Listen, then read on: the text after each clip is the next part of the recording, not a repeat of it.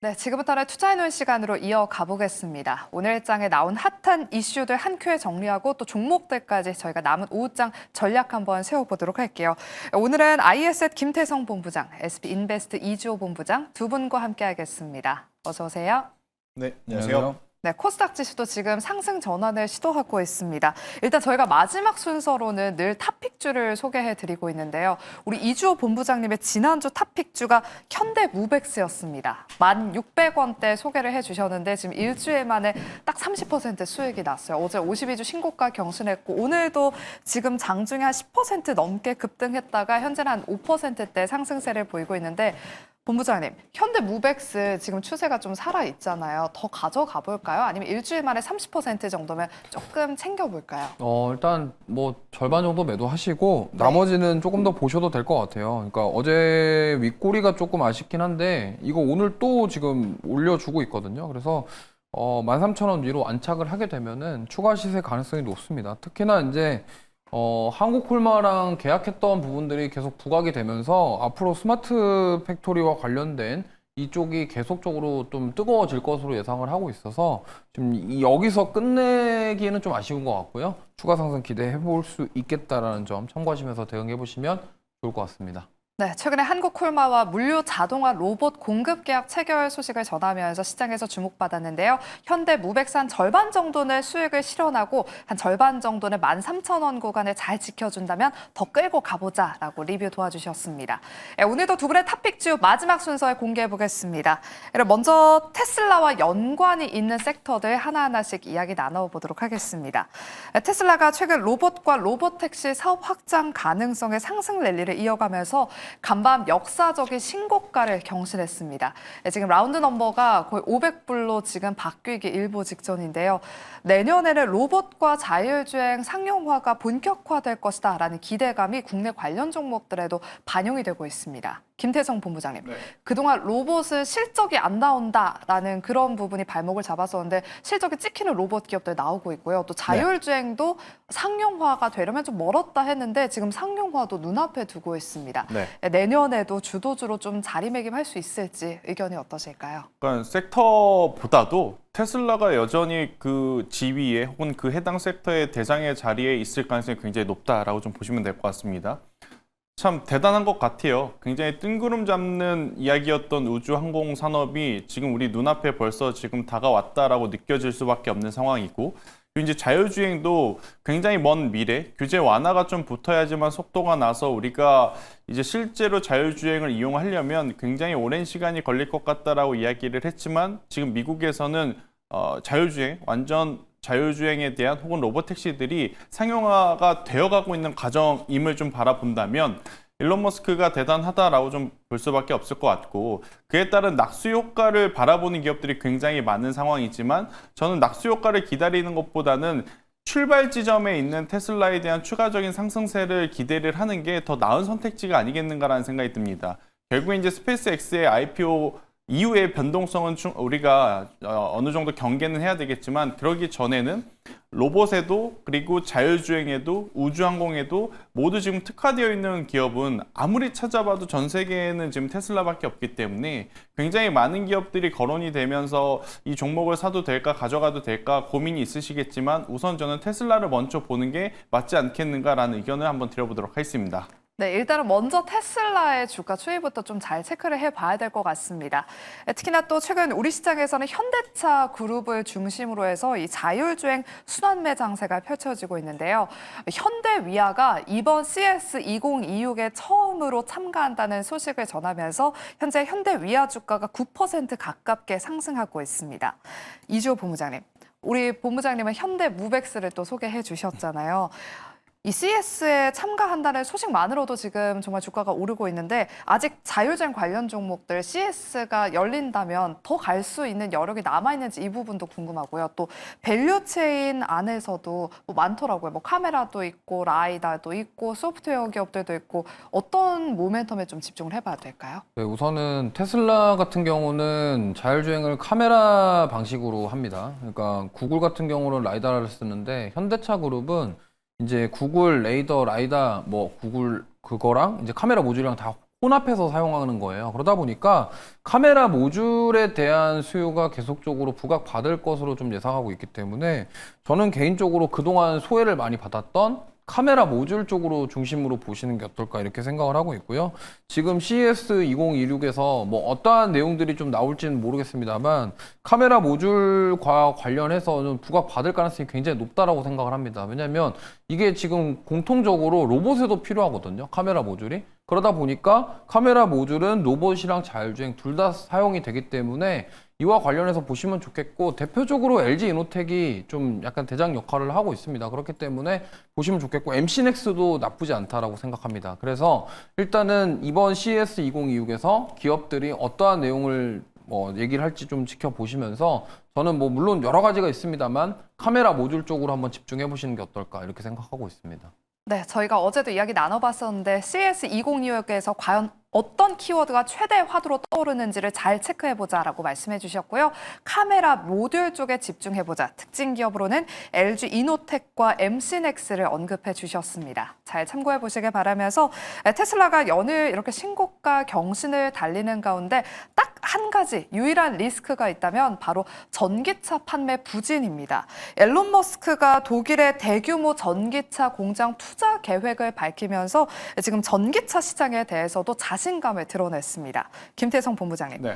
독일에다가 이 공장 투자 계획을 밝혔어요. 독일에 가니까 진짜 택시까지 다 벤츠더라고요. 이런 시장에 지금 공장을 짓는다는 건 또 엄청난 자신감인 것 같은데 만약 전기차 업황이 회복된다면 국내 2차 전지 주가에도 긍정적인 영향을 기대해 볼 수 있을 것 같은데 이 테슬라 훈풍이 2차 전지주로까지 확산이 될 수 있을까요? 그러니까 시간이 지나면 충분히 그럴 여지는 높죠. 그런데 이제 오늘 같은 경우에는 현대차, 기아를 비롯해서 근데 이쪽이 자동차 때문에 내연기관 때문에 올랐다고 보긴 어렵지만 그래도 유럽에서 그동안에 좀 옥죄였던 내연기관에 대한 규제 완화 카드를 좀 다시 꺼내들고 있어요. 여러분들도 아시다시피 3년 전, 4년 전엔 유럽이 굉장히 전기차 시장의 선구자로서 2035년에는 내연기관 차량을 없애고 이제 100% 친환경 차량으로 바꾸려고 했었던 이제 목표도 있었거든요. 하지만 이제 생각보다 전기차에 대한 시장 어떻게 보면 확장력이 조금은 속도가 떨어지다 보니까 내연기관을 다시 좀 풀어주는 모습들이 나오고 있는 상황이라 이러한 부분들이 전기차에게는 다소 조금 이제 경계감이 될 수는 있겠지만 저는 전기차 그리고 테슬라가 성장함에 있어서 가장 중요한 포인트는 돌고 돌아 앞선 키워드, FSD, 자율주행 때문에는 가능할 가능성이 높다는 생각이 듭니다. 지금 자율주행하면 크게 경쟁사가 두 기업이 있죠. 구글의 웨이모와 테슬라의 FSD. 그런데 구글의 웨이모와 테슬라 FSD를 직접적으로 비교를 했을 때 테슬라 FSD가 더 높은 점수를 받을 수 있는 이유는 구글 웨이모는 차량에 주문이 들어가면 우리가 반도체를 TSMC에 맡기듯이 그 자동차를 만들어주는 업체를 끼고 가야 됩니다. 그런데 아시다시피 테슬라는 이미 만들어져 있는 자동차에 솔루션, 소프트웨어만 업데이트를 하면 기존에 지금 창고에 재고로 쌓여있는 자동차들도 자율주행 로보택시로 바꿀 수 있다라는 것을 의미를 하죠. 그걸 보면 유럽 쪽에 공장을 짓고 확장성을 더 공격적으로 냈을 땐 뭐 전기차의 확장이라기보다는 자율주행 기술의 이제 확장이라고 좀 보시면 될 것 같아. 시기적으로는 지금 내연기관차가 로봇이라고 하는 키워드와 같이 움직여서 굉장히 좀 복잡 미묘한 관계를 보이고 있으나 내년 상반기쯤에는 결국 저는 전기차에 대한 혹은 테슬라에 대한 기대감은 여전히 강할 가능성이 높다라는 의견 한번 드려보도록 하겠습니다. 네, 중장기적인 관점에서 긍정적이다라고 말씀을 해주셨습니다. 그리고 최근에 우주항공 관련 종목들도 뭐 자율주행과 더불어서 또 스페이스X 상장 모멘텀을 얻고 강세를 보이고 있는데요. 오늘 나라 스페이스라는 우주항공 기업이 또 신규 상장했습니다. 공모가가 16,500원의 공모가가 형성이 됐는데 시초가가 34,000원에 이제 떠서 시작했고요. 현재도 145% 넘는 급등세를 보이면서 4만 원대를 훌쩍 넘어서 지금 거래가 이루어지고 있습니다. 이주호 본부장님, 오늘은 또 한국 민간 우주 발사체 이노스페이스가 개발한 이 한빛 나노가 18일 원래 새벽에 발사되기로 했었는데 속보로 한 이틀 정도 미루어졌다는 보도가 나왔습니다. 브라질에서 발사되는 첫 상업 발사인데요. 이런 분위기 안에서 우주항공 관련 종목들도 계속해서 좀 봐도 될까요? 요즘 워낙 시장의 주도주들이 조금 지지부진하다 보니까 이런 테마들이 또 움직이는 것 같아요. 네, 제가 봤을 때는 스페이스 X로부터 시작된 이게 좀 단기간에 끝날 것 같지는 않습니다. 그래서 계속 이어질 가능성이 높기 때문에 만약에 그 민간 기업이 발사를 해서 그게 성공하게 될 경우에는 오히려 세론이 아니라 주가 탄력적으로 상승이 나올 가능성이 높기 때문에 이 부분을 주목하시면 좋을 것 같아요. 과거의 누리호와는 좀 약간 결이 다르다라고 생각하시면 좋을 것 같고, 이게 좀 성공을 하냐 안 하냐의 관점으로 보고 투자를 하시면 굉장히 어렵잖아요. 그렇기 때문에 일단은 중장기로 봤을 때 만약에 좀 의미 있는, 뭐 실패하더라도 의미 있는 성과가 나온다고만 하더라도 좀 상승세를 이어갈 수 있지 않을까 이렇게 생각하고 있기 때문에 저는 긍정적으로 보고 있고, 결국에 우주 항공 사업 자체가 앞으로의 성장 산업이기 때문에 지금 시장은 성장에 굉장히 긍정적인 점수를 주면서 반응하고 있다는 점을 감안하셔서 대응해 보시면 좋을 것 같습니다. 네, 지금 시장의 분위기가 성장주에 대해서 굉장히 긍정적이다라고 말씀을 해주시면서 우주항공 관련 종목들도 계속해서 눈여겨보시길 바라겠습니다. 네, 다음은 반도체 섹터 진단해 보겠습니다. 네, 오늘 삼성전자를 필두로 해서 일부 반도체 소부장, 기판 종목들로까지 외국인의 수급이 유입되고 있습니다. 네, 내일이면 마이크론의 실적 발표를 앞두고 있죠. 그 메모리 반도체 풍량계라고 불리기 때문에 많은 분들이 AI 거품론이 다시금 좀 가라앉지 않을까 하는 기대감을 가지고 있습니다. 이 기대감이 선반영이 돼서 그런지 현재도 삼성전자 3% 가깝게 상승하고 있고요. 외국인 기관의 수급 다 들어오고 있고 SK하이닉스도 지금 2% 넘게 상승하고 있습니다. 김태성 본부장님, 네. 마이크론의 실적 발표 이후에 반도체 추세 전환을 좀 기대해봐도 될지, 최근에 좀 반도체 섹터가 지지부진했다가 오늘 좀 올라오는 흐름이에요. 뭐 다들 같은 마음일 겁니다. 마이크론 테크놀로지가 실적이 안 나올 가능성은 거의 없다라고 좀 생각을 하고 있는 상황이고, 그렇다면 컨퍼런스 콜이라든지 향후 인터뷰에서 변수가 될 수 있는 요소는 뭐가 있을까 고민을 했었을 땐 결국 HBM의 현재 진행 과정만 변수가 될 가능성이 높고, 나머지 수요 대비 어떤 판매 단가는 우리도 지금 삼성전자라든지 SK하이닉스 혹은 장중에 디램의 가격표를 계속 좀 볼 수 있는 상황이다 보니 뭐 크게 숫자는 걱정할 필요는 없지 않겠는가라는 생각이 들어서 이쪽에 대한 관심도는 저는 높여볼 필요는 있을 것 같고, 아마 장 후반부로 갈수록 반도체 IT에 대한 관심도는 더 높아질 가능성이 높다는 생각을 합니다. 왜냐 이제 우리나라 시간으로 내일 아침이니까 프리장 열리기 전에 우리가 이제 마이크론 테크놀로지의 숫자를 보고 본장이 열리게 되거든요. 그래서 미리 좀 사고자 하는 어떤 투심 자체가 벌써부터 작동이 되고 있다고 좀 이해를 하시면 될 것 같아서 저는 반도체에 대해서는 굉장히 긍정적으로 좀 이야기 드릴 수밖에 없을 것 같아요. 그런데 한 가지 변수 아닌 또 변수는 뭐냐면 이건 반도체 섹터에만 해당되는 것이 아니라 지금 원달러 환율 시장에 대한 부담감이 계속 커지고 있는 거죠. 연기금이 어느 정도 개입을 해서 좀 떨어뜨려 주는 것 같지만 이게 구조적으로 빠르게 하락 반전할 가능성이 없어 보입니다. 그러면 지금 현재 1481원까지 올라온 상황에 아마 많은 투자자분들은 이렇게 되면 1,500원까지는 우선 열어두고 봐야 되는데, 그렇게 되면 개인 투자자분들의 투자 심리보다는 외국인이라든지 기관 메이저 주체들의 이 프로그램성 변동성은 우리가 조금은 경계는 하셔야 될 것 같다라는 이야기를 한번 드려보면서, 만약 오늘 지수가 이렇게 좋고 삼성전자, SK하이닉스가 상승함에 또 원달러 환율까지 하향 안정화가 됐다라고 하면 제가 좀 껄끄럽게 불편하게 이런 이야기를 안 드렸을 것 같은데, 지금은 너무 좋은 것에 매몰되셔서 공격적인 투자를 하기에는 환율이라고 하는 변수 리스크는 여전히 존재한다라는 이야기를 한번 드려보도록 하겠습니다. 네, 원달러 환율이 지금도 1,481원대에서 움직이고 있네요. 이 원달러 환율이 또 하나의 중요한 변수가 될 수 있는 만큼 잘 체크해 보시면 좋을 것 같습니다. 그리고 최근에 이 삼성전자가 SK하이닉스보다 시장에서 더 크게 주목을 받는 이유에는 바로 이 SK하이닉스가 투자 경고 종목으로 지정된 그 이유도 한몫하고 있는데요. 한국거래소가 이 투자 경고 종목 지정에 대해서 조만간 개선안을 내놓겠다라고 밝혔습니다. 이주호 본부장님, 시가총액 기준에 따라서 상승률을 다르게 적용해서 올해 안으로 발표하겠다 했는데 올해가 이제 얼마 남지 않았잖아요. 그동안 좀 답답했던 대형주들 투심을 좀 되돌릴 수 있을지 어떻게 보세요?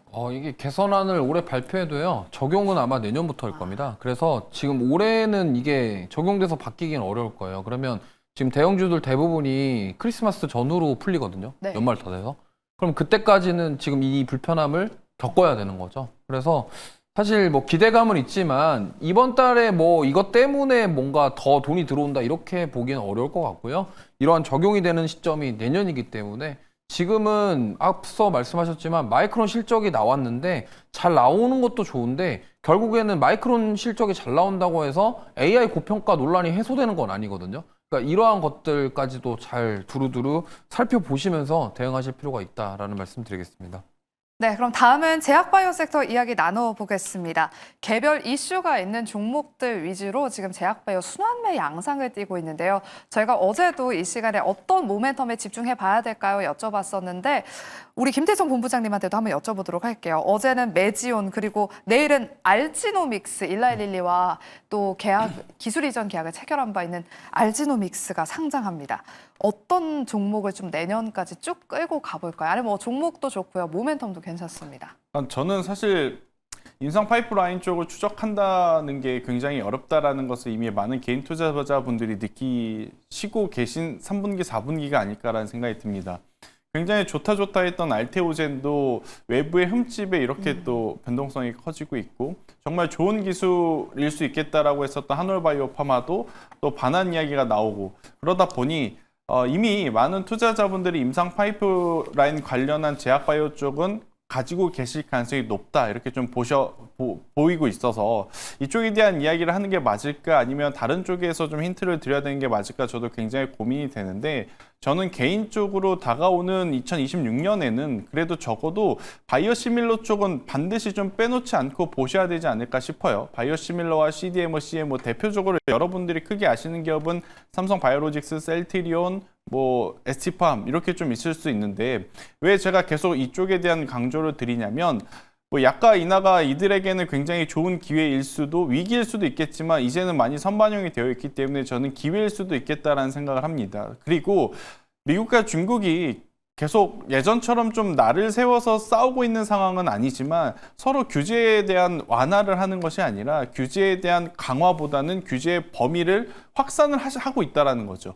반도체에서 제약바이오로 또 제약바이오에서 또 다른 산업으로 그러한 과정에서 반사수혜를 좀 확실하게 누릴 수 있는 쪽이 어딘가라고 보면 결국엔 우리나라 CDMO, CMO 기업일 가능성이 점점 더 높아지지 않겠는가라는 관점에서 봤을 땐 변동성적인 측면으로는 임상 파이프라인 관련주엔 당연히 미치지 못할 겁니다. 하지만 안정성이라고 하는 것을 고려한다면 저는 그들이 가장 최선의 선택일 수 있겠다라는 의견 드려보도록 하겠습니다. 네, 바이오시밀러, 이 CDMO 관련 종목들 꼭 집중해보자라고 강조해 주셨습니다. 네, 그리고 오늘 제약바이오 기업들 안에서 이 탈모 치료제와 연관된 기업들이 지금도 두 자릿수대 급등세를 넘어서 상한가에 거래되고 있는 종목들이 있습니다. 이노진과 TS트릴리온, 메타랩스 현재 상한가에 안착을 했고요. 뭐 신신제약, JW신약, 유유제약 등은 지금도 10% 넘게 두 자릿수대 급등세 보이고 있습니다.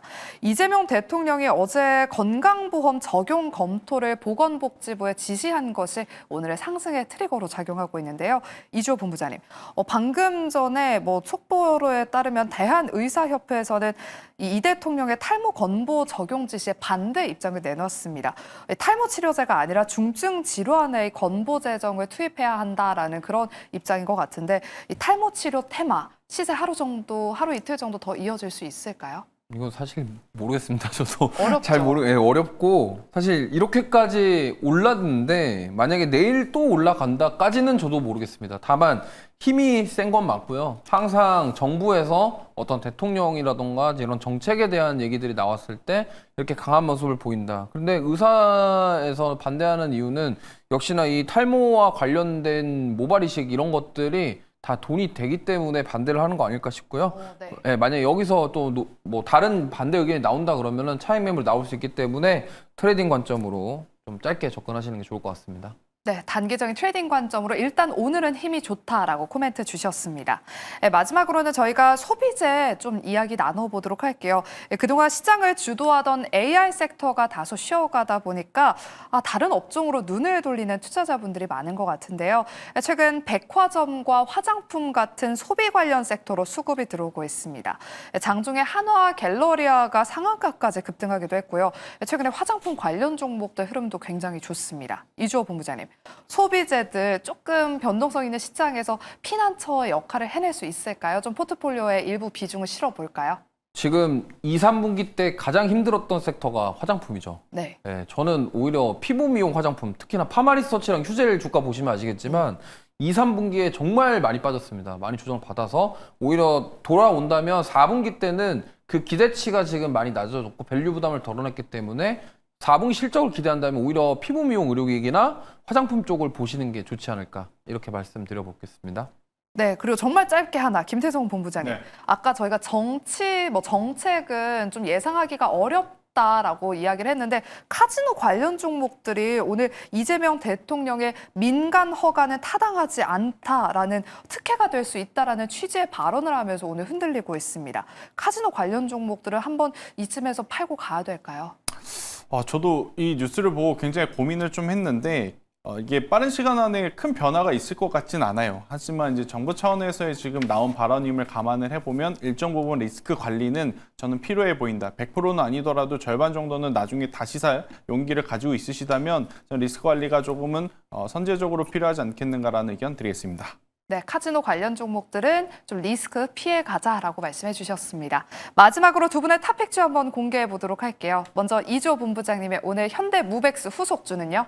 네, 자화전자 가져왔습니다. 일단 카메라 모듈 쪽에서 하나 가져왔고요. 네. 그동안 시장에서 관심 못 받다가 최근에 상승 나오고 있는데 자화전자는 LG 이노텍의 손떨림 방지라고 해서 OIS를 공급합니다. 그다음에 그 아이폰 15부터 폴디드 줌이 적용이 되고 있는데 폴디드 줌이 카메라 튀어나온 거를 줄여주는 그 모듈을 말하고요. 그 두 가지 기술을 토대로 LG 이노텍에 공급하고 있는데 지금 자화전자가 21년도부터 자율주행 카메라 모듈 시스템을 개발하고 있어요. 근데 이게 만약에 완료가 되고 상용화되면은 이제 LG 이노텍이 주 고객사다 보니까 이쪽 점수를 받을 수 있다라는 점에서 그 기대감이 있다라는 점 참고하시면서 보시면 좋을 것 같습니다. 목표가는 3만 원, 손절가 2만 원 말씀드릴게요. 네, 이어서 김대성 본부장님의 오늘 탑픽주도 바로 공개해 볼게요. 일단 내일 마이크론 테크놀로지 실적 발표 이후에 반도체 종목군들에 대한 시세가 나아진다면 저는 뭐 삼성전자, SK하이닉스는 말할 것도 없겠지만 한미 반도체에 대한 관심도를 충분히 높여볼 필요는 있겠다라는 생각이 듭니다. 소재 부품 장비 뭐 다 좋습니다. 그래도 만약 시장에서 이제 가장 환호할 만한 뉴스가 뭔가라고 하면 결국 HBM에 대한 시장 점유율 상승이 아닐까 싶은데 이건 반대로 SK하이닉스나 삼성전자에게는 약간의 불편함일 수는 있겠으나 한미반도체에게는 굉장히 큰 호재일 가능성이 높아서 저는 개인적으로 한미반도체 10만 원이라는 가격대 밑으로만 내려오지 않는다면 저는 14만 원까지의 추가 상승은 기대해 볼 필요는 있겠다는 의견 드리도록 하겠습니다. 네, 오늘의 탑픽주 한미 반도체와 자화전자였습니다. 남은 오후장 눈여겨보시길 바라면서 저희가 준비한 순서는 여기까지입니다. 저희는 내일 오후 12시 이 시간에 다시 찾아오도록 할게요. 끝까지 함께해 주신 여러분 고맙습니다.